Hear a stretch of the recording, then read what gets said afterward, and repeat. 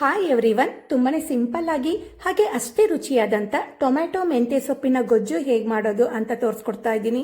Tomato ಗೊಜ್ಜನ್ನು ಮಾಡ್ಕೊಂಡಿರ್ತೀರ, ಆದರೆ ಮೆಂತ್ಯ ಸೊಪ್ಪನ್ನು ಹಾಕಿ ಈ ರೀತಿ ಗೊಜ್ಜನ್ನು ಒಂದ್ಸಲಿ ಮಾಡಿ ನೋಡಿ.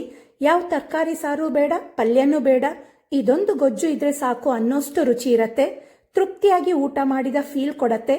ಈ ಟೊಮ್ಯಾಟೊ ಮೆಂತ್ಯ ಸೊಪ್ಪಿನ ಗೊಜ್ಜು ಚಪಾತಿ ರೊಟ್ಟಿಗಂತೂ ಒಳ್ಳೆ ಕಾಂಬಿನೇಷನ್. ಆದರೆ ಅನ್ನದ ಜೊತೆ ಕಲ್ಸ್ಕೊಂಡು ತಿನ್ಲಿಕ್ಕಂತೂ ಸಖತ್ ರುಚಿ. ಖಂಡಿತ ಟ್ರೈ ಮಾಡಿ.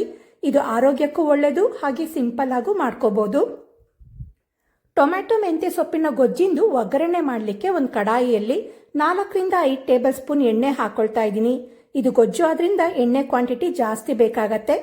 ಎಣ್ಣೆ ಕಾದ್ಮೇಲೆ 1 ಟೀ ಸ್ಪೂನ್ ಸಾಸಿವೆ ಹಾಕಿ, ಸಾಸಿವೆ ಸಿಡಿಲಿಕ್ಕೆ ಸ್ಟಾರ್ಟ್ ಆಯಿತು ಅಂದರೆ 1 ಟೀ ಸ್ಪೂನ್ ಜೀರಿಗೆ, ಹಾಗೆ ಒಂದು 8ರಿಂದ 10 ಬೆಳ್ಳುಳ್ಳಿ ಹೆಸಳನ್ನ ಚಿಕ್ಕದಾಗಿ ಕಟ್ ಮಾಡ್ಕೊಂಡಿರೋದನ್ನ ಹಾಕಿ ಬೆಳ್ಳುಳ್ಳಿನ ಚೆನ್ನಾಗಿ ಫ್ರೈ ಮಾಡ್ಕೋಬೇಕು. ಬೆಳ್ಳುಳ್ಳಿನ ಬೇಕಾದ್ರೆ ಜಜ್ಜಿ ಕೂಡ ಹಾಕೊಳ್ಬೋದು. ಯಾವುದೇ ಸೊಪ್ಪನ್ನ ಹಾಕಿ ಮಾಡೋ ಅಡುಗೆಗೆ ಜೀರಿಗೆ ಮತ್ತೆ ಬೆಳ್ಳುಳ್ಳಿ ಹಾಕಿದ್ರೆ ಒಳ್ಳೆ ಟೇಸ್ಟ್ ಕೊಡತ್ತೆ, ಹಾಗೆ ಒಳ್ಳೆ ಘಮನೂ ಕೊಡತ್ತೆ. ಈಗ ಬೆಳ್ಳುಳ್ಳಿ ಎಲ್ಲ ಚೆನ್ನಾಗಿ ಫ್ರೈ ಆಗಿದೆ.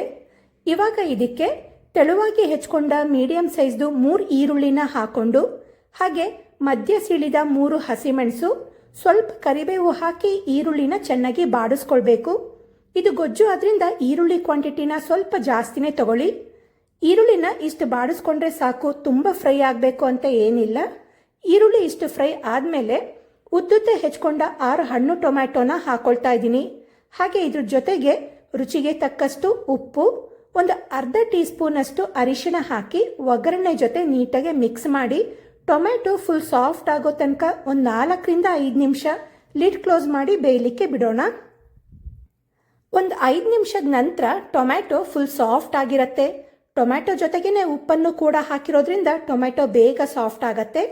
ಇವಾಗ ಇದಕ್ಕೆ ಮೇನ್ ಇಂಗ್ರೀಡಿಯೆಂಟ್ ಪೂರ್ತಿ ಚಿಕ್ಕದಾಗಿ ಹೆಚ್ಕೊಂಡಿರೋ 3 ಕಟ್ಟಷ್ಟು ಮೆಂತ್ಯ ಸೊಪ್ಪನ್ನು ಹಾಕಿ ಒಗ್ಗರಣೆ ಜೊತೆ ಚೆನ್ನಾಗಿ ಮಿಕ್ಸ್ ಮಾಡಿ ಮೆಂತ್ಯ ಸೊಪ್ಪನ್ನು ಚೆನ್ನಾಗಿ ಬಾಡಿಸ್ಕೊಳ್ಬೇಕು. ಸೊಪ್ಪು ಬೇಯಲಿಕ್ಕೆ ಜಾಸ್ತಿ ಟೈಮ್ ತಗೊಳ್ಳಲ್ಲ, ಆದ್ರಿಂದ ಇದನ್ನ ಚೆನ್ನಾಗಿ ಮಿಕ್ಸ್ ಮಾಡಿಕೊಂಡು ಒಂದು 2 ನಿಮಿಷ ಸೊಪ್ಪನ್ನ ಬಾಡಲಿಕ್ಕೆ ಬಿಡೋಣ. ಈ ಗೊಜ್ಜಿಗೆ ನೀರನ್ನ ಹಾಕೊಳ್ಳೋ ಅವಶ್ಯಕತೆ ಇಲ್ಲ.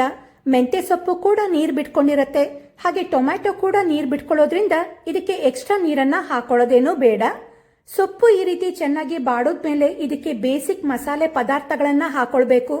ಇಲ್ಲಿ ನಾನು 1 ಟೀ ಸ್ಪೂನ್ ಖಾರದ ಪುಡಿ ಹಾಕಿದ್ದೀನಿ, ಹಾಗೆ 2 ಟೀ ಸ್ಪೂನ್ ಸಾಂಬಾರ್ ಪುಡಿ ಮತ್ತೆ ಒಂದು ಅರ್ಧ ಟೀ ಸ್ಪೂನ್ ಅಷ್ಟು ಕೊತ್ತಂಬರಿ ಪುಡಿ ಹಾಕಿ ಸೊಪ್ಪಿನ ಜೊತೆ ಮಸಾಲೆನೆಲ್ಲ ಚೆನ್ನಾಗಿ ಮಿಕ್ಸ್ ಮಾಡ್ಕೊಳ್ಬೇಕು. ಇಷ್ಟೇ ಇದಕ್ಕೆ ಸಿಂಪಲ್ ಆದ ಮಸಾಲೆ ಪದಾರ್ಥಗಳು, ಆದ್ರೂ ಟೇಸ್ಟ್ ಅಂತೂ ತುಂಬಾನೇ ಚೆನ್ನಾಗಿರತ್ತೆ. ಈಗ ಹಾಕಿರೋ ಮಸಾಲೆದೆಲ್ಲ ಹಸಿ ವಾಸನೆ ಹೋಗಿ ಸೊಪ್ಪಿನ ಜೊತೆ ಚೆನ್ನಾಗಿ ಹೊಂದ್ಕೊಳ್ಳೋ ತನಕ ಲೋ ಫ್ಲೇಮ್ನಲ್ಲಿ ಒಂದು 2ರಿಂದ 3 ನಿಮಿಷ ಲಿಡ್ ಕ್ಲೋಸ್ ಮಾಡಿ ಬೇಯಲಿಕ್ಕೆ ಬಿಡಿ. ಈ ಗೊಜ್ಜು ಬೇಯಬೇಕಾದ್ರೇನೆ ಮೆಂತ್ಯ ಸೊಪ್ಪಿಂದು ಘಮ ಮನೆ ತುಂಬಾ ಹರಡಿರತ್ತೆ. ಮೆಂತ್ಯ ಸೊಪ್ಪು ಕಹಿ ಇದ್ರೂ ಕೂಡ ಮೆಂತ್ಯ ಸೊಪ್ಪನ್ನ ಚೆನ್ನಾಗಿ ಫ್ರೈ ಮಾಡಿದ್ಮೇಲೆ ಸ್ವಲ್ಪನೂ ಕಹಿ ಅಂತ ಅನ್ಸಲ್ಲ. ಟೇಸ್ಟ್ ಅಂತೂ ಅಷ್ಟು ಚೆನ್ನಾಗಿರತ್ತೆ. ಬೇಕಾದ್ರೆ ಒಂದ್ಸಲಿ ಮಾಡಿ ನೋಡಿ, ಮತ್ತೆ ಮತ್ತೆ ಮಾಡ್ಕೊಳ್ತೀರಾ, ಅಷ್ಟು ರುಚಿ. ಈಗ ಒಳ್ಳೆ ಘಮ, ತುಂಬಾನೇ ರುಚಿಯಾದ ಟೊಮ್ಯಾಟೊ ಮೆಂತ್ಯ ಸೊಪ್ಪಿನ ಗೊಜ್ಜು ರೆಡಿಯಾಗಿದೆ. ಅನ್ನದ ಜೊತೆಗೆ ಕಲ್ಸ್ಕೊಂಡು ತಿನ್ಲಿಕ್ಕಂತೂ ತುಂಬಾನೇ ಚೆನ್ನಾಗಿರತ್ತೆ. ಬಾಯಿ ರುಚಿ ಕೆಟ್ಟಾಗ, ಅಡಿಗೆ ಮಾಡಲಿಕ್ಕೆ ಬೇಜಾರು ಅಂದಾಗ ದಿಢೀರಾಗಿ ಮಾಡ್ಕೋಬಹುದು. ಹಾಗೆ ಅಷ್ಟೇ ರುಚಿ. ಖಂಡಿತ ಟ್ರೈ ಮಾಡಿ, ಹೇಗಿತ್ತು ಅಂತ ಕಮೆಂಟ್ ಮಾಡಿ ತಿಳಿಸಿ. ಟೊಮ್ಯಾಟೊ ಮೆಂತ್ಯ ಸೊಪ್ಪಿನ ಗೊಜ್ಜು ರೆಸಿಪಿ ನಿಮಗೆ ಇಷ್ಟ ಆಗಿದ್ರೆ ವಿಡಿಯೋಗೆ ಲೈಕ್ ಕೊಡಿ, ಶೇರ್ ಮಾಡಿ. ಹಾಗೆ ನನ್ನ YouTube channel, Facebook page, Instagram ಅಕೌಂಟ್ನ ಫಾಲೋ ಮಾಡೋದನ್ನ ಮರಿಬೇಡಿ. Thank you.